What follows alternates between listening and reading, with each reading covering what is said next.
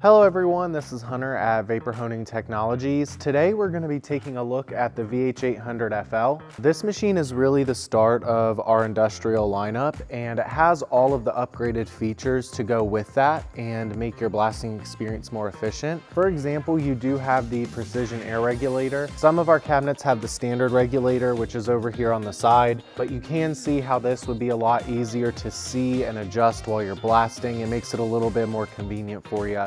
You also have the wiper on this machine, so you're gonna have an extra sight line into the cabinet. Now you'll still have a window rinse to keep your window lubricated, that way your abrasive does not scratch your window.